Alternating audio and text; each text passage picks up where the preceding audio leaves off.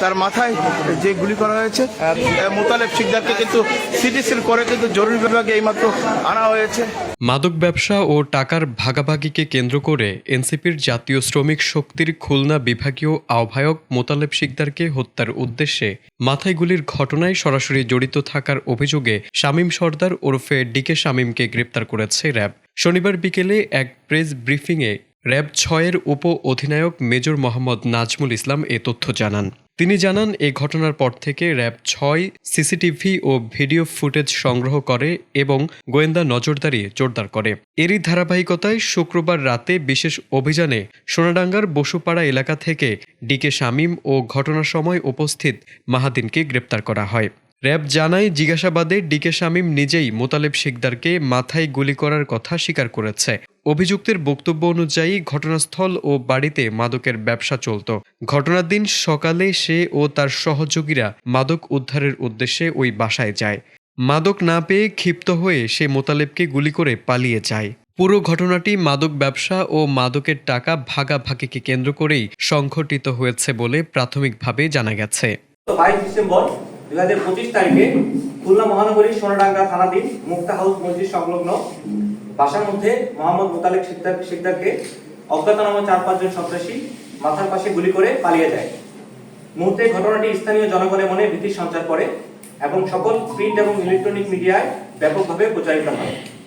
ফলশ্রুতিতে দেশবাসীর মনে ভীতি, শঙ্কা ও অনিরাপত্তার ছায়া ফেলে।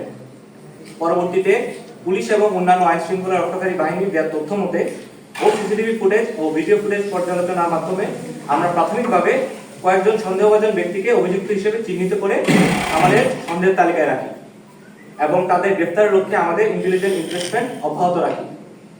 ফাইনালি গত 25 ডিসেম্বর 2025 তারিখে রাত আনুমানিক 8:30 ঘটিকায় উক্ত ঘটনায় সংশ্লিষ্ট এবং সন্দিগ্ধ আসামি হিসেবে মোহাম্মদ আরিফকে আমরা গ্রেফতার করি।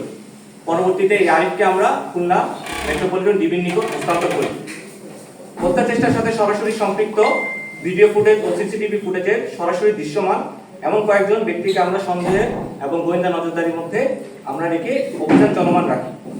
এই প্রেক্ষিতে গত 26 ডিসেম্বর 2025 তারিখ রাতে বিশেষ অভিযান পরিচালনা করে সোনাডাঙ্গা এলাকার বসুপাড়া হতে শীর্ষ সন্ত্রাসী শামীম সর্দার ওরফে ডিকে শামীম, যে ঢাকায় শামীম নামে পরিচিত, এবং উক্ত ঘটনায় উপস্থিত মাহাদিনকে আমরা গ্রেফতার করতে সক্ষম হই।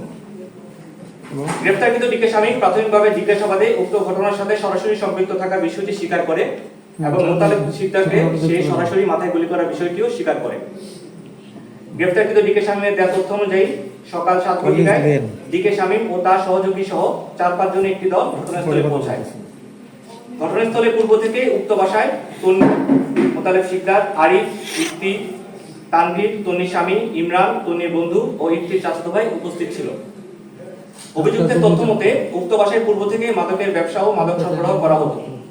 সেই মোতাবেক অভিযুক্ত ও তার দল মাদক সংগ্রহের জন্য উক্ত বাসায় তার সহযোগী সহ গমন করে। অভিযুক্ত ডিকে শামীম মোতালেবের নিকট হতে মাদক সংগ্রহের চেষ্টা চলাকালে চাহিদা মোতাবেক মাদক না পেয়ে আক্রোশবশত হয়ে তার সঙ্গে থাকা অস্ত্র দিয়ে মোতালেব শিকদারের মাথায় গুলি করে। পরবর্তীতে সেও তার সহযোগীরা দ্রুত ঘটনাস্থল ত্যাগ করে। উল্লেখ্য যে ডিকে শামীম ওরফে ঢাকায় শামীম সোনাডাঙ্গা এলাকার অন্যতম একজন শীর্ষ সন্ত্রাসী। তার বিরুদ্ধে দস্যুতা, বিশেষ ক্ষমতা আইন, মাদক মামলা সহ একাধিক মামলা রয়েছে।